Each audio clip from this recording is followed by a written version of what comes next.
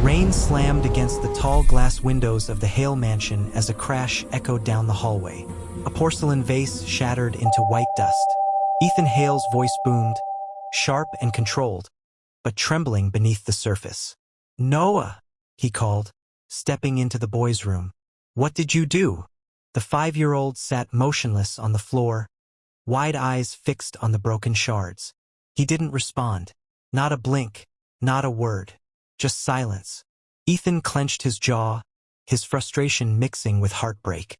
He knew yelling wouldn't change anything, but every day felt like shouting into an abyss. The boy couldn't hear him, couldn't hear anything. Ethan knelt slowly beside him. "It's okay, buddy," he whispered, his voice cracking. "You didn't mean to." Noah didn't move. His gaze stayed distant, trapped somewhere Ethan couldn't reach. Ethan exhaled heavily and stood, signaling the housekeeper hovering by the door. "Please clean this up," he muttered, running a hand through his hair. "And make sure he's all right." The housekeeper nodded, pity softening her eyes. "Sir, maybe he needs a change. Someone new to spend time with him." Ethan barely heard her. His mind was elsewhere, back to the night of the crash. The flames, the screaming. The tiny boy pulled from the wreckage, alive but silent forever after. His brother and sister-in-law were gone. Since that day, Ethan had done everything, specialists, schools, therapy, but Noah never spoke again. Never even reacted to sound. The mansion had become a place of silence and guilt. Later that week, a new face arrived. The rain had cleared, and the air smelled of wet earth when Clara stepped through the tall iron gates. She was modestly dressed, carrying one old suitcase.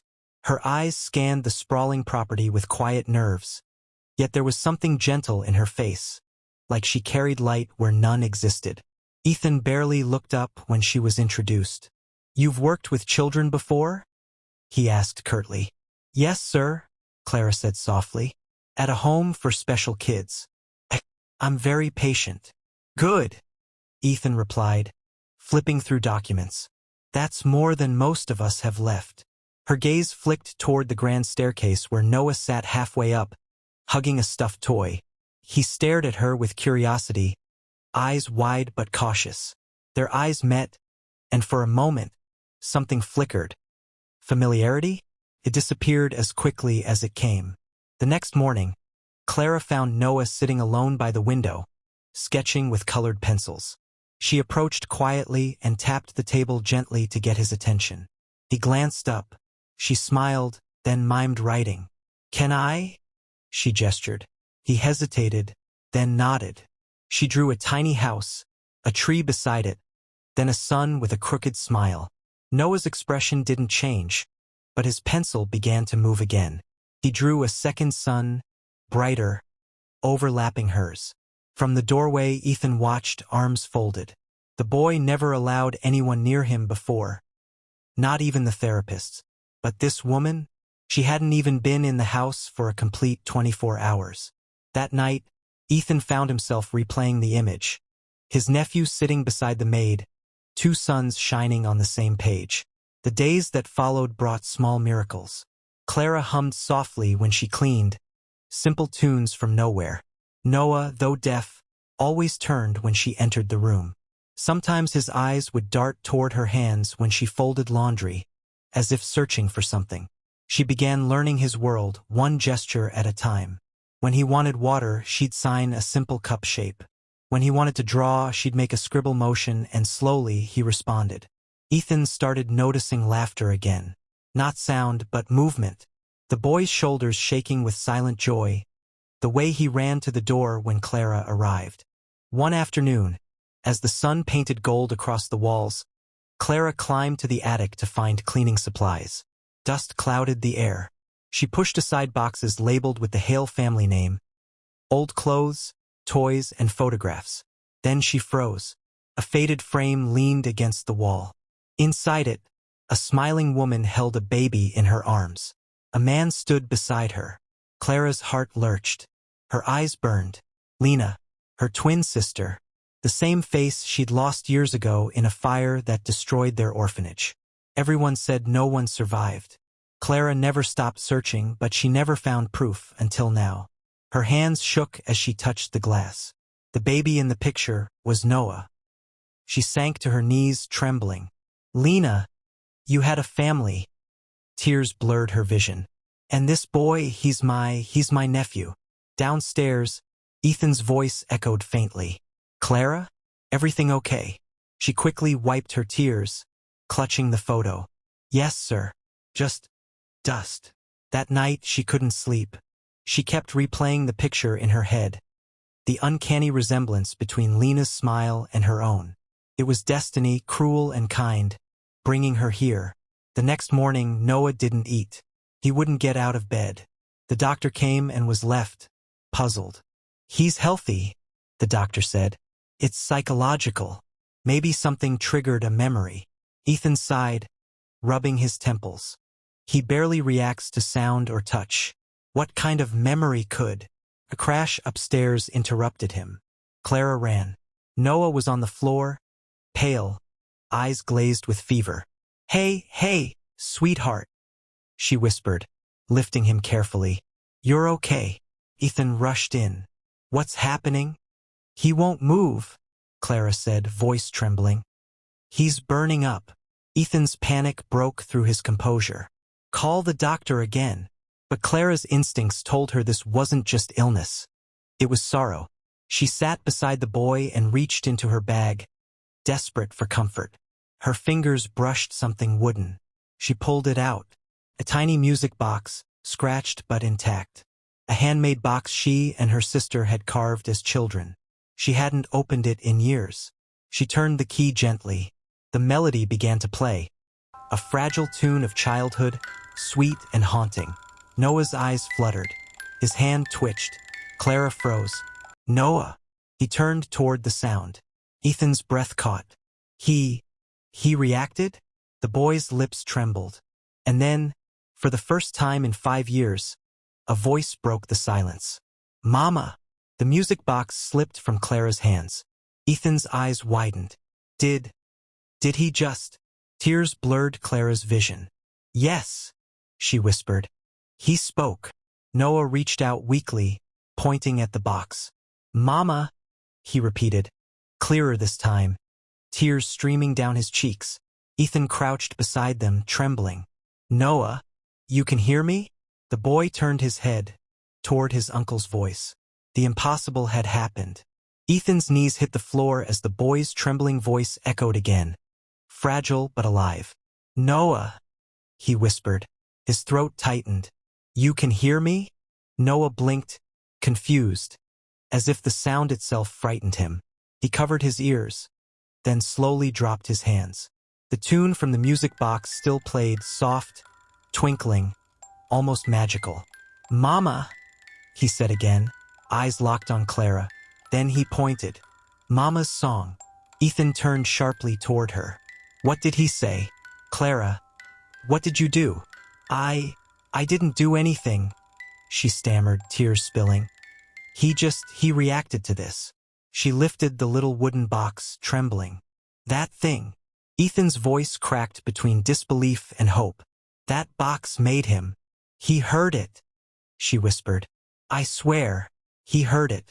Noah suddenly reached for her, his small hands clutching her sleeve. Mama, he whispered again, voice hoarse but clear. Clara's heart broke. She held him tightly, her whole body shaking. Oh, sweetheart, I'm not your mama, she said softly. But I'm sure she loved you very, very much. Ethan's pulse thundered. He hasn't spoken in 5 years, he muttered, pacing back. Every specialist said it was impossible. You bring that thing into my house, and suddenly he speaks. Clara couldn't answer. Her mind was still spinning from what she'd found in the attic. The photo, the resemblance, her sister's smile frozen in time. Ethan's eyes narrowed. What is that music box? Where did you get it? She hesitated, then said quietly, It's something my sister and I made when we were little. Your sister? He repeated. What's her name? Clara's hands clenched. She looked at Noah, then at Ethan. Her name was Lena. Ethan froze. Lena, his voice dropped to a whisper. She nodded slowly, tears shining in her eyes. Yes, I know this would probably sound weird, but my sister was your brother's wife. She was my twin. The room fell silent except for the faint whir of the music box winding down. Ethan stared at her like the ground had vanished beneath him. You're saying you're Lena's twin sister? That you're Noah's aunt?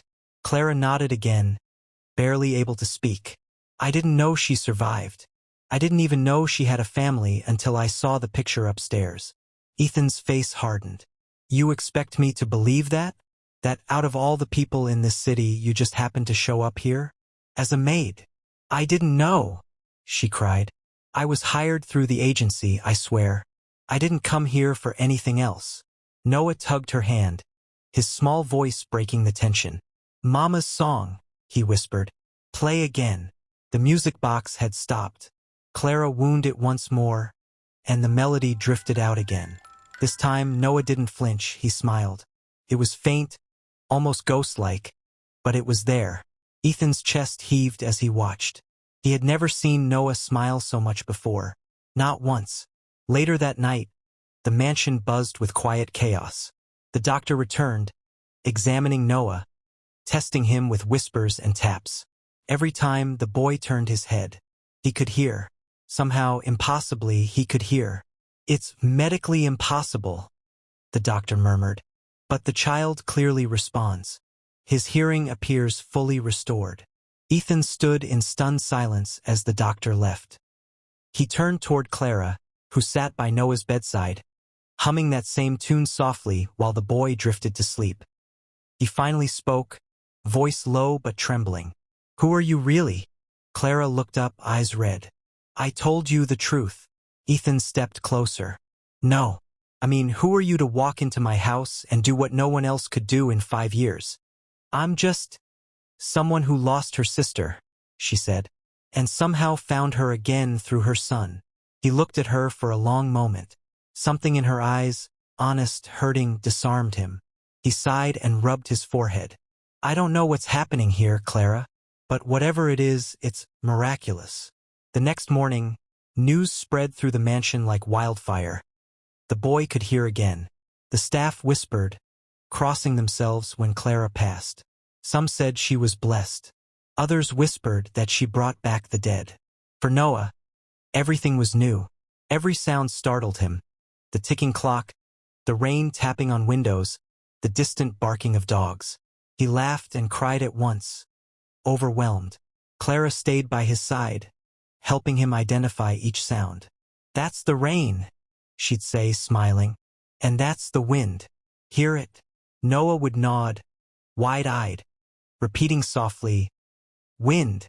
Ethan watched from the doorway, arms folded but eyes softened. He had never seen the boy so alive. You're good with him, he said one afternoon. Clara smiled faintly. He's easy to love. Ethan hesitated, then asked quietly, You said you lost your sister in a fire? She nodded. We were children. The orphanage burned down. I thought she'd died. But she must have been taken in by someone, maybe before the fire reached her. Her voice cracked. And now I find out she grew up, got married, and had Noah. Ethan's voice softened. She was wonderful, sweet, gentle, just like you. Clara's heart squeezed. She loved him, didn't she? More than anything, Ethan said quietly. After the crash, he stopped speaking, stopped hearing. The doctors said trauma might have locked his mind away. We tried everything, therapy, sound machines, surgeries. Nothing worked. He paused, glancing at the music box. Until you.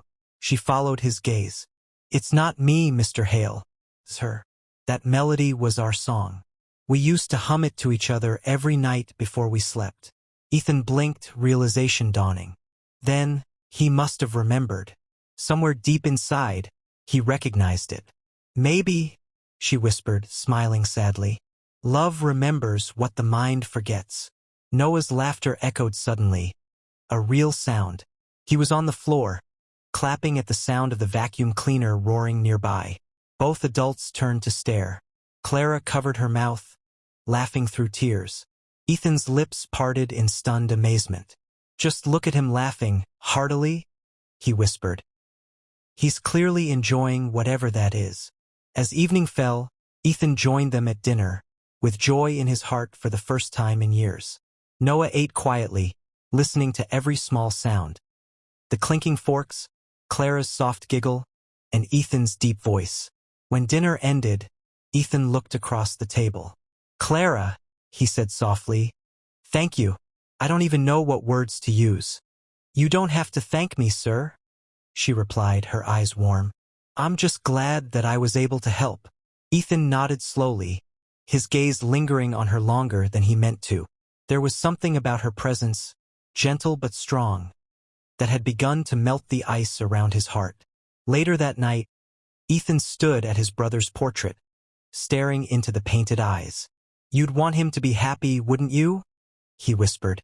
"And maybe she's part of how that happens." Down the hall, Clara hummed softly as she tucked Noah in. The boy smiled sleepily. "Auntie," he murmured. She froze. "What did you call me?" "Auntie Clara," he whispered, barely awake. Tears filled her eyes. "Yes, baby. Auntie's right here." He smiled, drifting into dreams, the melody still faintly playing in the background. Outside, Ethan stood listening from the doorway, a faint smile curving his lips. For the first time in years, the Hale mansion didn't feel like a graveyard. It felt alive. Days turned into weeks, and the Hale mansion transformed. The silence that had once haunted its halls was replaced by laughter, hesitant at first, then full. Noah's small voice filled rooms that had forgotten the sound of joy. Clara became the light of that house. Every morning she'd walk Noah through sound games, whispering words, tapping spoons on the table, playing soft songs from her phone, and each day, he improved. But not everyone was happy. One afternoon, Ethan's aunt, a strict woman named Beatrice, arrived unannounced. She ruled the Hale estate before Ethan inherited it, and she never liked anyone new, especially not servants who made miracles happen. When she saw Clara at the piano, teaching Noah to match tones, her lips tightened. "What's going on here?" Clara stood quickly. "We're just doing a listening exercise, ma'am." Beatrice folded her arms. "Listening?" The child was deaf. "Do you expect me to believe he suddenly hears now because of you?" Ethan entered the room just in time. "He's healed, Aunt B," he said firmly. "And yes," Clara helped him. The older woman turned to him sharply. "Helped him? Or manipulated him? You don't know this girl's story, Ethan. For all we know, she's after your money, or worse." Clara's heart sank. "Ma'am, I would never." But Beatrice cut her off, her voice sharp. "Silence. I've seen people like you before. You sneak into a grieving house, act like a savior, and before long, you're running the place." Ethan's patience snapped. "That's enough," he barked. "Noah trusts her, and so do I." Beatrice's eyes narrowed. "Do you? Or are you just seeing your brother's wife in her face?" The words hit like a slap. Clara froze. Ethan flinched visibly. Noah looked between them, confused, clutching Clara's hand. "Daddy?" he whispered. Beatrice's eyes widened. "Daddy?" Ethan swallowed hard. "He started calling me that lately," he said quietly. Beatrice sneered. "How convenient. A maid turns up, and suddenly the boy calls you Dad." Ethan turned away, his jaw tight. "Please leave us alone, Aunt B." Beatrice looked at Clara with thinly veiled disgust. "You'll regret this, Ethan. Miracles don't come without a price." She left, her heels clicking sharply across the marble. When the door closed, Clara exhaled shakily. "I'm sorry. I didn't mean to cause trouble." "You didn't," Ethan said, his voice low but steady. "She's been bitter since my brother died. Don't take it personally." Clara nodded, but her heart was heavy. She could feel Beatrice's words lingering like poison. That night, she couldn't sleep. She went up to the attic again, searching for answers she didn't know she needed. The old boxes whispered memories, and then she found another photo album, half burnt, hidden under blankets. Beside it was Lena's music box, but it was broken. Inside the photo album were pictures of Lena and Ethan's brother, Daniel, smiling beside baby Noah. But near the end, a letter, which had been tucked between the pages, fell out. She picked it up and opened it carefully. Ethan, if anything ever happens to me or Lena, promise me you'll take care of our son. There's something we discovered, something we were afraid to tell anyone. Lena said her sister might still be alive. If she ever finds her way to you, trust her. Daniel. Clara's hands trembled as she read the letter, and tears filled her eyes. Somehow, Daniel and Lena believed she was alive, and left this message for Ethan. She picked up the broken music box with the letter, and hurriedly went straight to Ethan's study. I found something, she said quietly, placing the letter and the box on his desk. Ethan frowned, reading slowly. When he reached the end, his eyes widened. This was in Daniel's handwriting, he said softly. He trusted me, Clara whispered. They knew fate would bring me here. Ethan looked up, meeting her gaze. You were meant to come. A silence hung between them, deep, emotional, and heavy with realization. Sir, she said carefully, the day of the crash, do you know what caused it? He hesitated. The police said it was an accident. The brakes failed. But what if it wasn't? She pressed. Lena wrote something on the back of the photo I found. It said, if anything happens, look inside my music box. I think she meant this. She pulled out Lena's music box. Ethan frowned, taking it gently. Inside it. She nodded. There's a small screw here. I noticed it last night. He unscrewed the base carefully. Inside, folded into a tiny square, was a slip of paper. Ethan unfolded it. His face drained of color. We are being followed. Someone doesn't want us to expose the truth about the company accounts. I'm scared. If we don't make it, promise us you'll protect Noah. This has to be Lena's handwriting. Ethan dropped the paper, his hands shaking. Oh my God! Clara covered her mouth. It wasn't an accident. Ethan's eyes hardened, rage rising. My brother and his wife were murdered. At that moment, Noah walked in, sleepy-eyed, rubbing his face. Daddy! Ethan quickly hid the paper.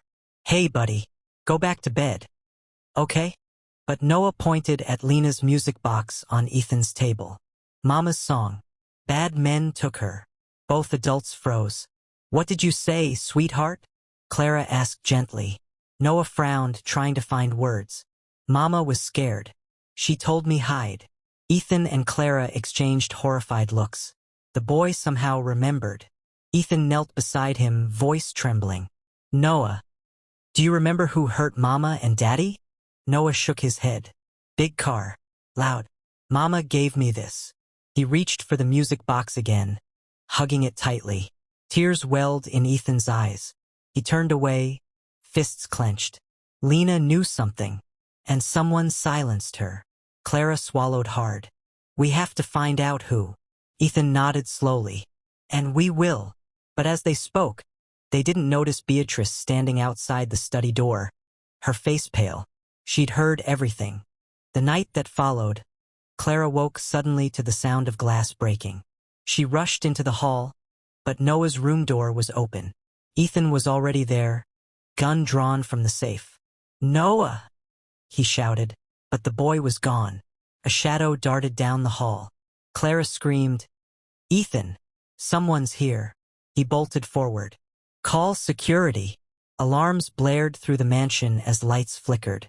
The guards swarmed in, but the intruder had vanished into the darkness, leaving only a broken window and muddy footprints leading out toward the garden. Clara fell to her knees, sobbing. They took him. They took Noah. Ethan gripped her shoulders. No, I'll find him. His voice was steel. I swear I'll bring him back. The night air was cold and wet, the sound of rain mixing with the blaring alarm. Ethan sprinted across the garden, flashlights slicing through the darkness. Clara ran behind him, her breath ragged, heart pounding in her chest. Noah! She cried. Noah! Baby, where are you? The guards fanned out, their radios crackling with static. One shouted, "Sir, over here, tracks by the fence." Ethan rushed over. Tiny footprints pressed into the muddy soil, alongside larger ones, fresh, deep, heading toward the woods. "Call the police," he barked, "and get the car ready." But before they could move, a black van roared to life near the property line. Its headlights flashed once, blinding them, before peeling off into the road. Ethan didn't hesitate. He leapt into his car, tires screeching.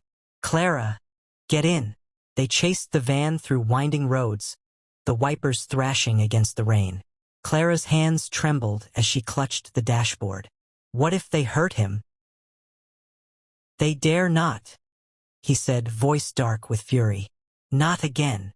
The van skidded around a corner, heading toward the old industrial area by the docks. Ethan followed, his headlights cutting through fog and darkness. Then, without warning, the van stopped. A figure stepped out, holding a flashlight and a gun. "Stop the car," Clara screamed. Ethan slammed the brakes. His headlights illuminated the figure. It was none other than his aunt, Beatrice. Clara gasped. "Her?" Beatrice's face was cold, her gray hair plastered to her skin by rain. She raised her gun slowly.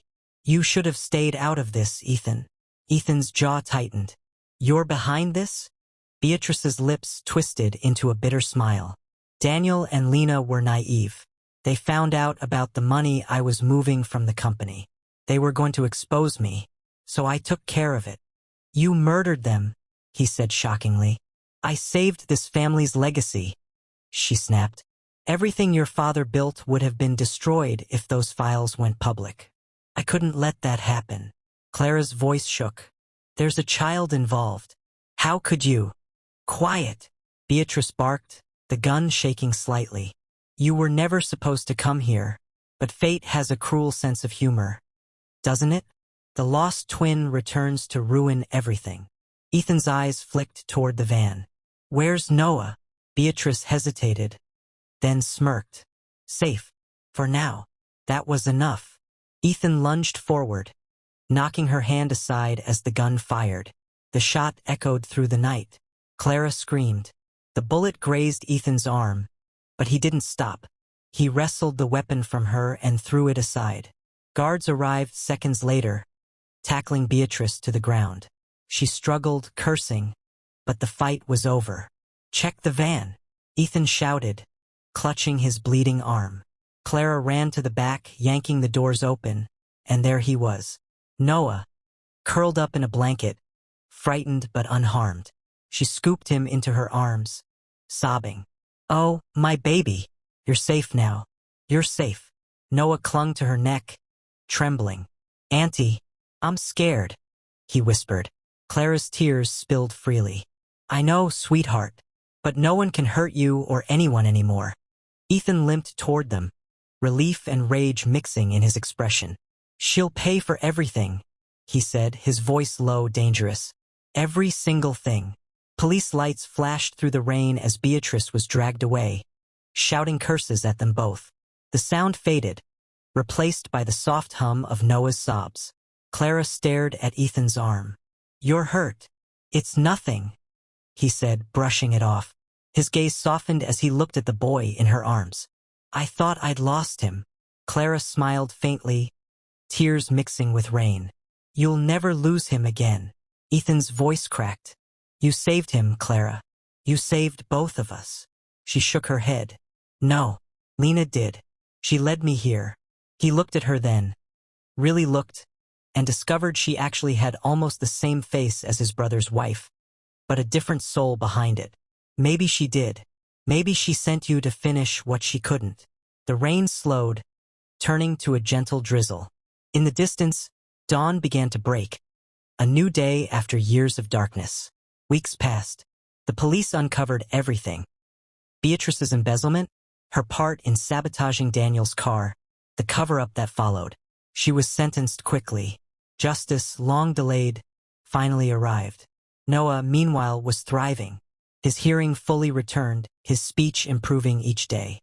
Clara stayed by his side, guiding him, loving him the way Lena would have. One sunny afternoon, Ethan found them in the garden. Noah was chasing butterflies, laughing. Clara sat on the bench watching him with a smile. Ethan approached quietly. "He's changed so much." Clara looked up.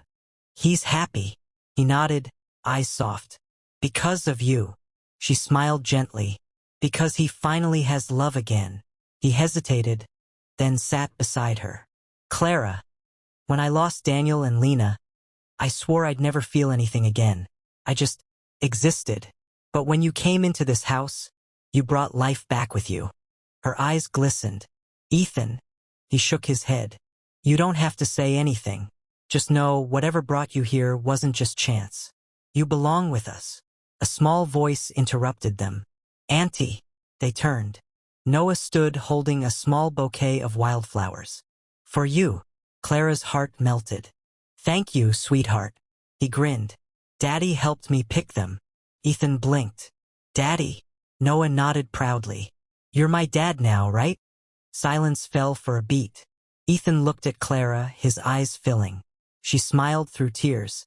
"Well, go on, answer him." Ethan knelt, pulling Noah into a hug. "Yeah, buddy. I'm your dad now." Noah giggled and wrapped his arms around Ethan's neck. "Then can we keep Auntie forever?" Clara laughed softly. "Forever sounds just right."